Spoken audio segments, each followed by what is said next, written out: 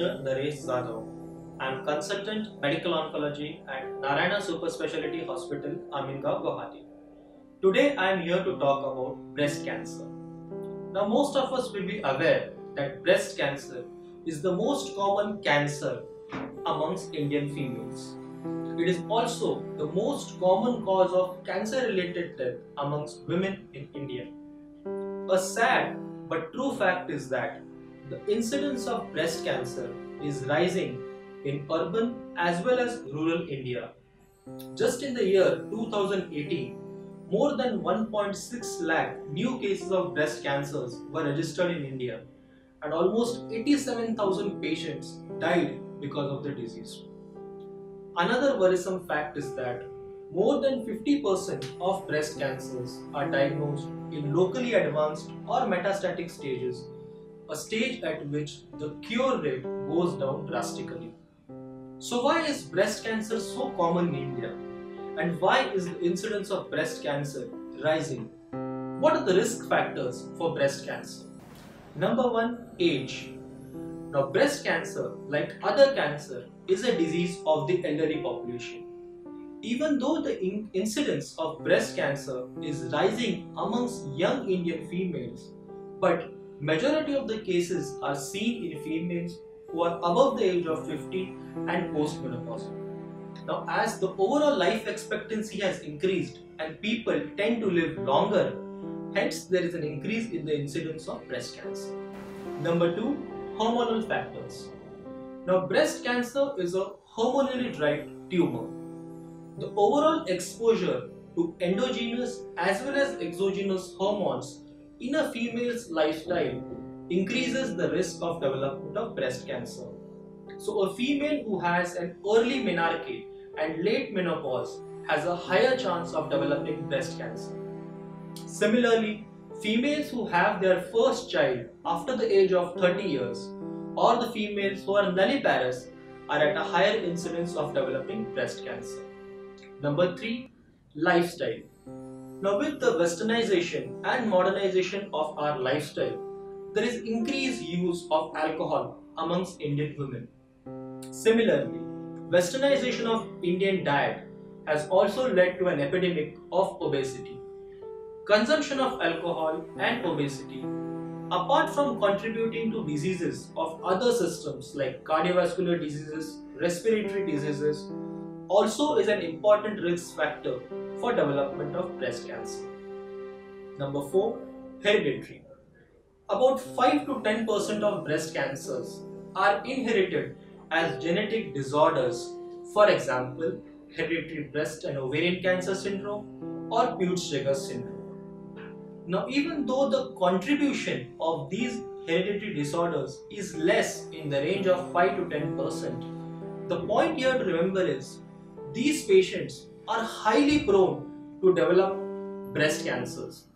Their possibility of developing breast cancer is very high as compared to the average population. Hence, this population requires special attention. Apart from breast cancer, somebody who has this inherited cancer syndrome is prone to develop other malignancies also. Number 5, ease of accessibility to diagnostic and other healthcare facilities. Now in today's world, diagnostic medicine facilities as well as therapeutic facilities are available at almost every nook and corner. These have been able to penetrate even the tier 2 and tier 3 cities. As a result of this, more and more breast cancers are being diagnosed than what was diagnosed, say, a decade ago. This has also led to an increase in the number of cancer cases that has been registered. So what is the common presenting features of breast cancer? Now breast cancer most commonly presents with a lump in the breast. Now be assured that all lumps of the breast are not cancers. In fact, having a lump in breast is a fairly common complaint, mainly in young premenopausal females. A cancerous lump in breast has a different characteristic compared to a non-cancerous lump in breast. A cancerous lump is generally painless, it is firm to hard in consistency, it has restricted mobility within the breast tissue, and it may be associated with skin changes like ulceration of the breast skin or retraction of the nipple. Apart from this, a breast cancer lump may be associated with swelling or mass in the axilla or the armpit region. So how do we diagnose breast cancer?